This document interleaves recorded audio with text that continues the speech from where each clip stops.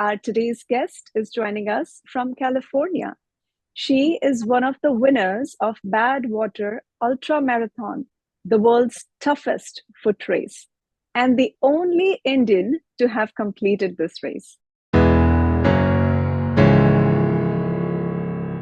Lovely to have you, Sonia. Thank you so much for having me. It's my pleasure. Sonia, there are so many marathons that we have heard of. What makes Badwater Marathon the world's toughest foot race? Yeah, great question. So there are three things that combined makes this race very unique and one of the toughest thing. One is it starts at the lowest point in United States called Death Valley Basin, which is really hot and dry. And it ends at the highest point in United States, Mount Whitney Portal. So you're literally going from lowest point to highest point within that 135-mile distance that you're covering. Second, the temperature and weather conditions are very extreme. So we are talking about temperature as high as 130 degrees at the top, and even in the nighttime, it's fairly temperature kind of hovers around 100-degree plus. So you're running the entire 135 miles in a very, very hot temperature, almost at a temperature where your shoes melt and your body can't even digest any food. But you have to continue, keep going. And then the last part, it is in the part of the United States where there is the connectivity between the lowest and highest is through very concrete road, and running on road for that long is very tough on your body due to the impact you get. So I think all in all, it's a very unique race. There's nothing like that any other race, and that's what makes it challenging but also fun. Wow, I'm sure you need a lot of courage to actually get into something like this. Sonia, what goes in your mind while you're running? You're training yourself physically and mentally as well. How do you regulate those emotions that are going on in your mind, if there are any? And how do you gain that strength to keep going?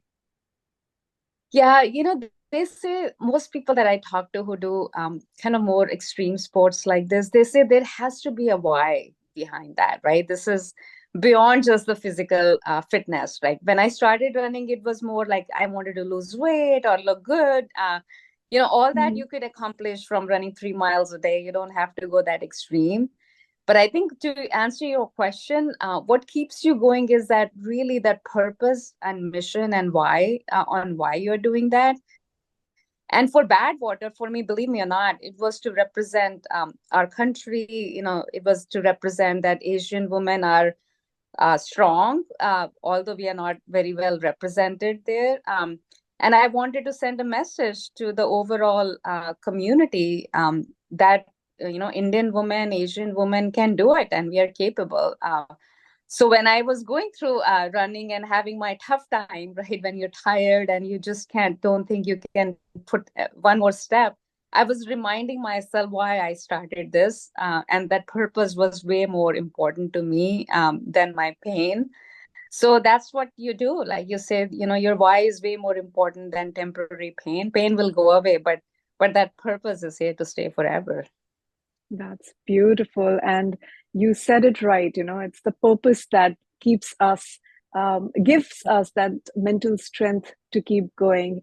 I know this is not easy, absolutely not easy to do something like this. You've done this, Sonia, and you said that you went out with a purpose. I'm sure you've done a lot of other marathons as well. What do you think is the similarity between work and running? You've worked in a corporate world too, and you still are doing that. What do you think is the similarity between the work you do and running? There is a lot of similarity. In fact, that was the one reason why I like the sports, because I can draw learnings from one and apply to other immediately. So I'll actually wrote a few blogs about it recently. So I'll try to summarize a few things which I adopt every single day. One is a race like that requires ton of training, discipline, consistency, right? And it's no different than in our own lives, right? Anything we want to accomplish, what it takes is really that level of discipline. So I see that similarity quite a bit in, how you do a successful race versus how you run a successful business, for example.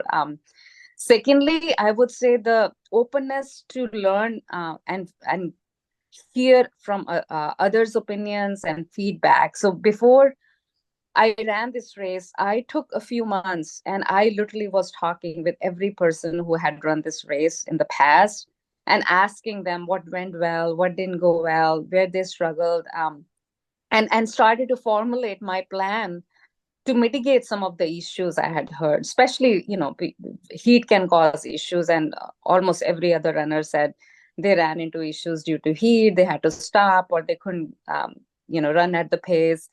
And I formulated a very solid strategy around how to fight those kind of issues proactively, so I didn't have to deal with it during my run. And lastly, when you show up after all the preparation and planning and listening, it's the execution, right? In business, I say it's the execution. We can have great Mhm. ideas.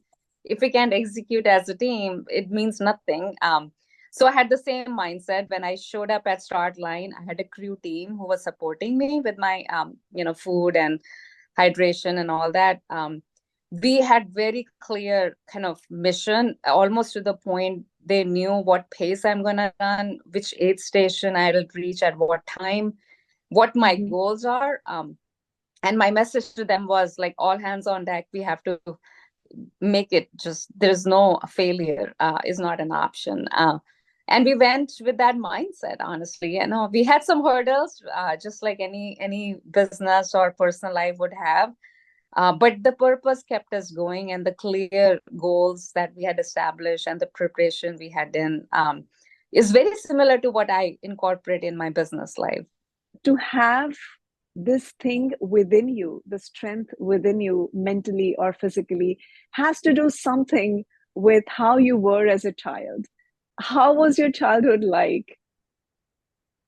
Yeah, that you're making good points.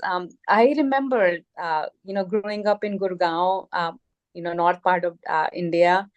जब मैं वहां पे थी, there was nothing there. Like, it was very basic. Ab Gurgaon is a very multinational kind of city. Back then it was, electricity was only few hours. You wouldn't, you get, there was, I'm sure many people at my age can relate. There was water shortage a lot of times in summer. We हम लोग save करते थे bucket में water to use throughout the day, and you had to manage with the limited what you had, right? So that made me kind of be of this mindset that you can survive, in the extreme conditions, right? You're minimalist, like, the choti choti cheezein jo हमें मिलती हैं, उसी में, like, how you thrive and how do you maximize. So that mindset was from obviously that a little bit tougher upbringing, right? Uh-huh. Additionally, my dad used to make me walk a lot. Like, he would you. I think it was his money saving strategy. कहीं पे भी जाओ, पैदल चलो, like we don't need a cab. But that made me again stronger as a child, because हम लोग गर्मी में, like, used to walk kilometers to get to school, or कहीं पे जाना होता था. And and I didn't realize I hated it that time, right? It's like, why can't we just take rickshaw or something? But he would Little say, that you no, just know go. that, Yeah, yeah, that you would be the first Indian to finish the toughest foot race. yeah. And not only race, like when I now run, I run with professional athletes a lot of times now, and they get tired before I get tired. And sometimes we reflect, what is so unique about that. And I don't think I'm the unique person here. But I do think that upbringing played a big role because, they call it aerobic base. My base became much stronger due to the upbringing and what my dad made me do as a child, not realizing that this will become a strength, right? When you kind of start running. So I think there is a big factor in upbringing and how I was brought up. That's amazing, Sonia. Sonia, a lot of mothers will be watching this show. They still are watching it. What would be your message for all the mothers? I'll pick up from just what I was saying. First of all, for your own mental well-being, physical fitness, I would say pick something and be like more consistent. The consistency is more important. No matter what you pick, it doesn't have to be ultra running. It can be anything, right? Going to gym or walking or tennis. But I do think that is very important for us to invest in ourselves as moms, because one, that makes us happy and healthy. And then just like I picked up a lot of these things from my dad, not knowing at the time, right? It is all happening Mhm. unconsciously. I say your kids are picking up, and I'm now much more cognizant of that. With I have a 16-year-old, and how she sees me will impact who she becomes. So I think there is part of that. I would say encourage these physical fitness and things so that your kids can pick up and be much healthier as they grow up, and it'll be so much easier for them to adopt that and have a much more well-rounded life if they see as us as mom adopting that. Beautifully said, Sonia. And you're right, it's not only will that make them physically strong, but mentally as well, they'll be capable of handling the different situations of life. Beautifully said. Sonia, how did you get to Badwater? I mean, what got you into this? So what happened was, as I was running very short distances initially, 5 miles, and more for my mental kind of stress management, call it, and keep the weights in control, right? But what I was observing was I would end the race and or run, and I would be a much happier person. Like from inside, I was feeling confident. I was feeling happy. It's like a joy you get, right? And we all as mom feel guilty about leaving, whether our kids are family, for an hour when you're going for run, or multiple hours for me now.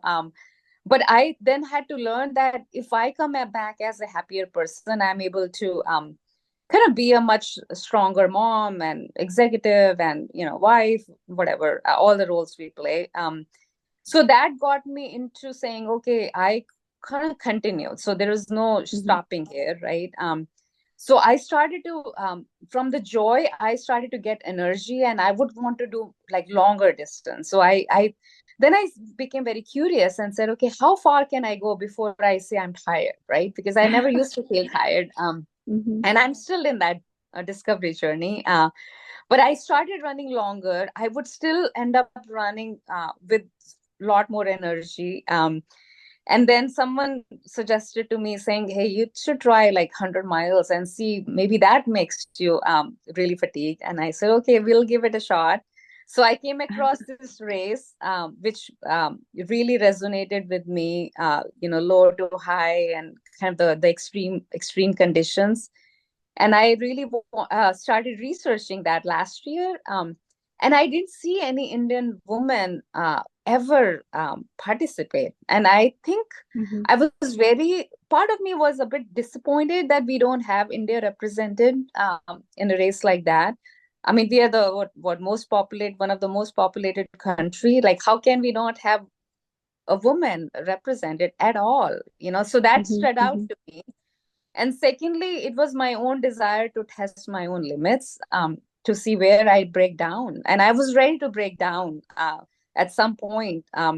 But as they say, 80% of these things is a mental test, right? Mhm. So mentally, I went in very strong because I had a purpose. And Mhm. I surprised myself to some extent that even after finishing, I felt pretty good. So that discovery is still on.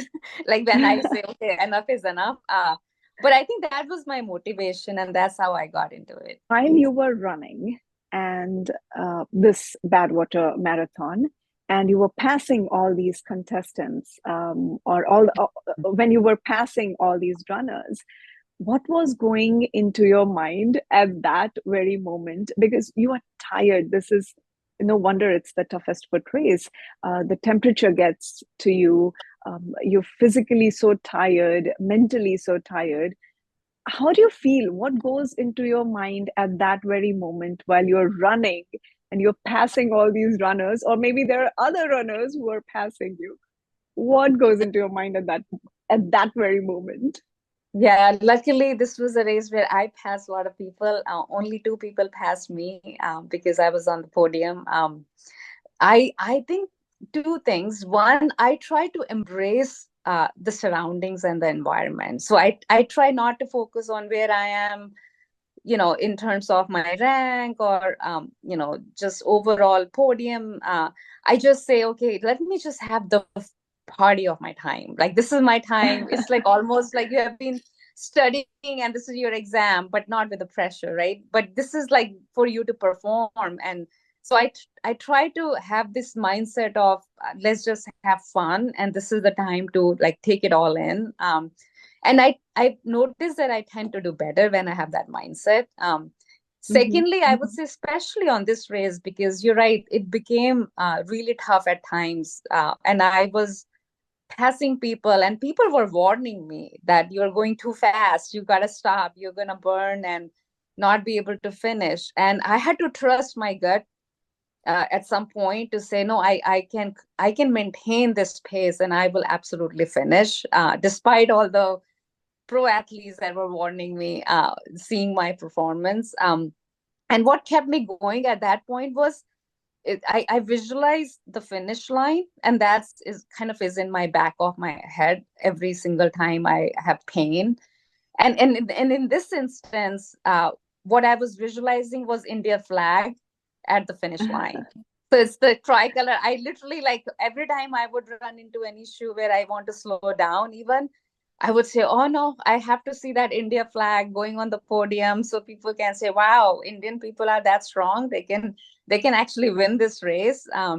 So that was such a big reason and motivation that none of the pain seemed like a reason or an excuse to slow down. So I would say, yeah, this one was a very special one because I had a really big purpose there.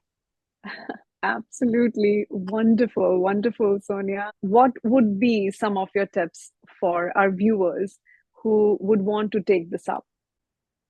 I would say, the first and the foremost is get yourself out of the door. The toughest part when I started running back then, I still remember, it was really getting up in the morning or finding time in the evening, whatever works for your schedule, but just getting it out, because we have so many other reasons, or I would call them excuses now, right, to not do that.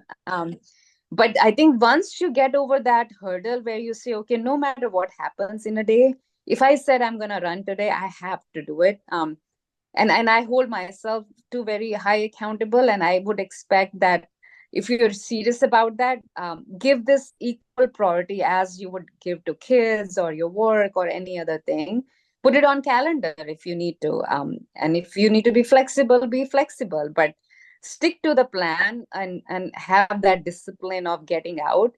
And then mileage just comes, builds over time, right? You don't Mhm. run a big race overnight, but even if you're doing a half a mile or just going in your neighborhood for a walk, and slowly you'll start building your foundation. And 1 mile seems shorter, then 5 miles started to seem small, and then 10, right now I say even 100 miles might seems to me is not big. So it's all relative, but it's all built up based on simple foundation, which is get out and walk and run. So I would say Mhm. do that and stick to it. Mhm. So, what's next, Sonia? What's next for you? Wow, that's a good question. The answer I don't know yet. I think I like to push myself out of my comfort zone. That's how I would describe myself at this stage. Mhm. So I'm looking for what could be the thing. It's funny thing that, I always tell my friends, don't tell me I can't do it, because when people say, oh, you can't do that, or someone can do that, that's the thing. Then I say, okay, I'm gonna try. All I may not right. succeed, but I'm gonna. So it could be Mount Everest summit. That's one thing on my brain. So it's different than completely running. Or there is a Mhm, mhm. European race, UTMB, that is very, very challenging race. And I don't see, again, a lot of Indian women represented there. So that's been on, those are the two on my bucket list. But I mean, both of these are require some preparation and training. So don't know when that will happen. Lovely. All the very best to you for that, Sonia. We all are so proud of you, Sonia, for being the first Indian to finish this race and the first Indian woman to finish the toughest race, toughest foot race. You have inspired a lot of women, and you are still going to, I know, with all the future things that you want to get into. Thank you so much for doing that, Sonia. Thank you so much for giving us your time. Thank you so much for having me.